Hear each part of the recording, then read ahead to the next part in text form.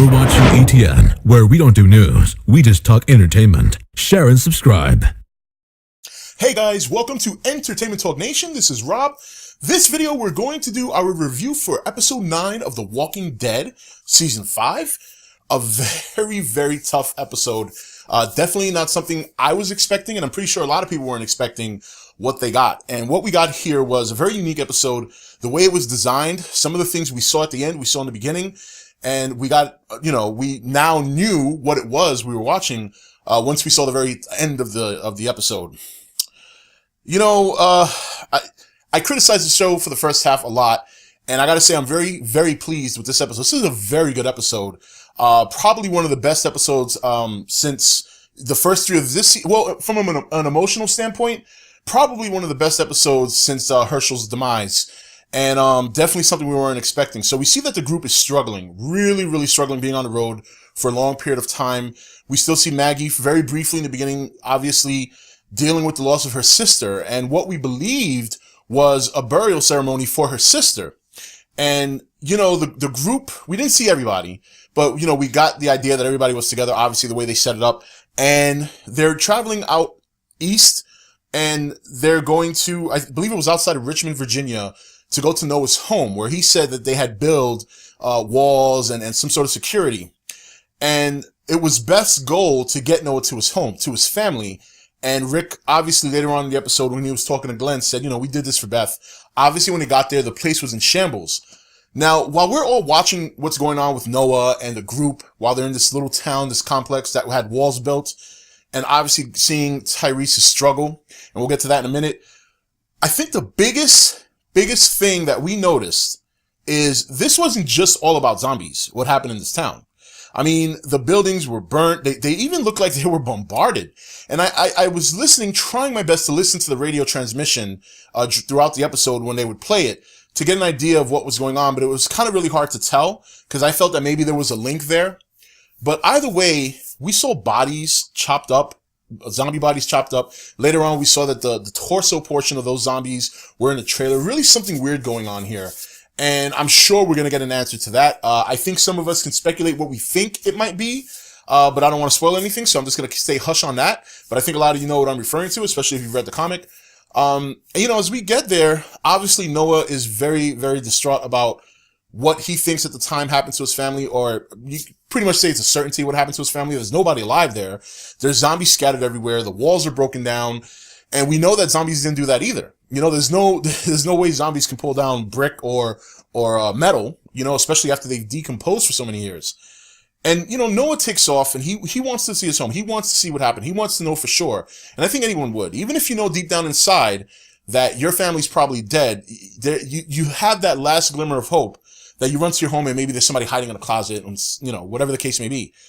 And obviously Tyrese, wanting to look out for his best interest, follows Noah to his home. And we get there and there's a dead body. I can only assume maybe that was a family member. Noah covers it up. And as Tyrese was walking down the hall, you hear like some sort of praying. At first, I thought it was somebody else. Then I figured out later that it was probably Noah saying a prayer over his family member.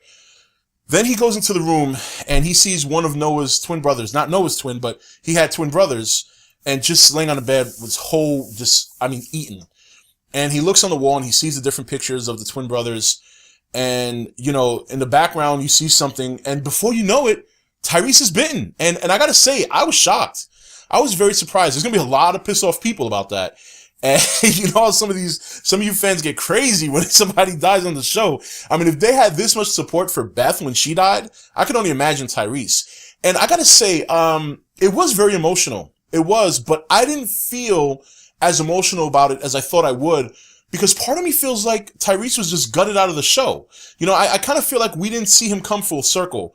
And I thought we might get that chance later on in the episode when you see flashbacks of him talking to, to Bob, the governor, which was great to see David Morrissey back for an episode.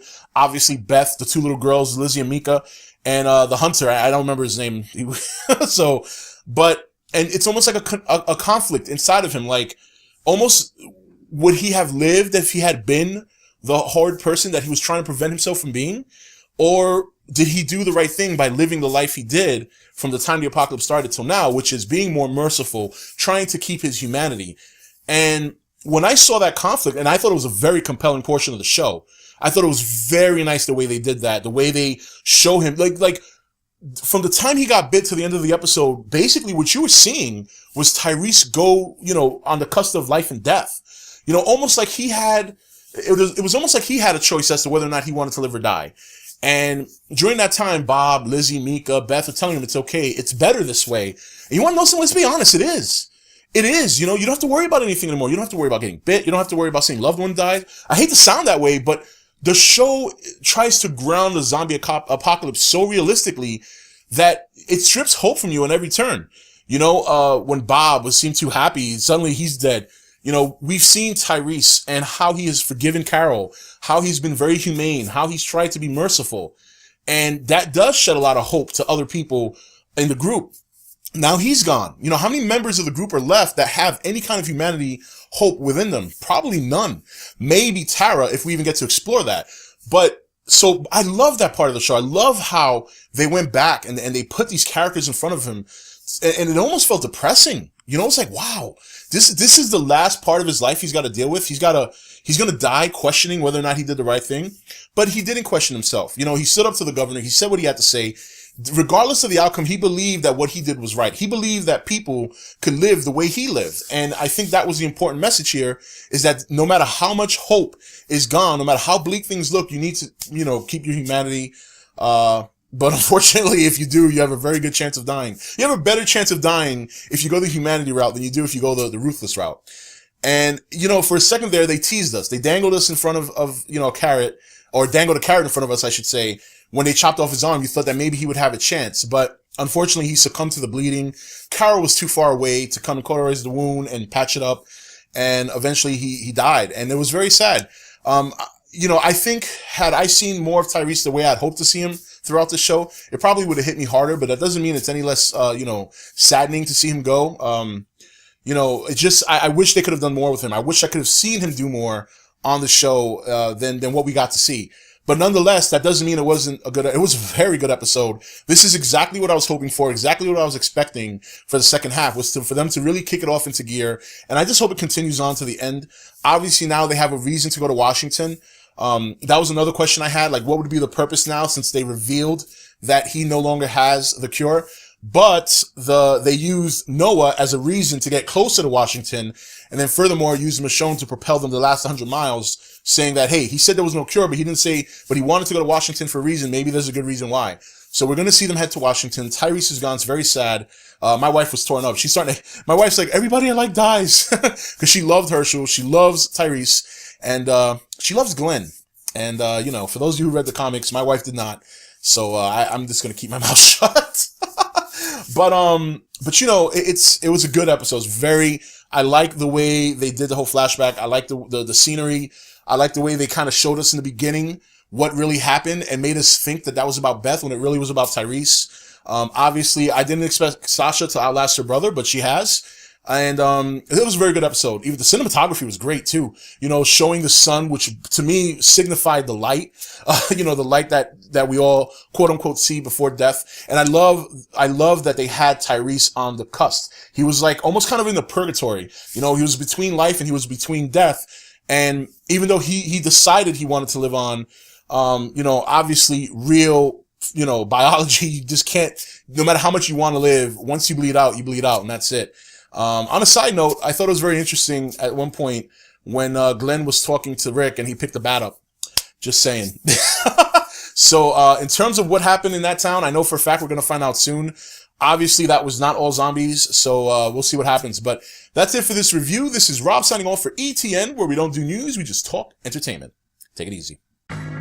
Thank you for watching ETN. Don't forget to comment, share, and subscribe. Join the nation's Facebook page to meet other subscribers or visit ETN's Facebook page and Twitter page. Links for all are in the description.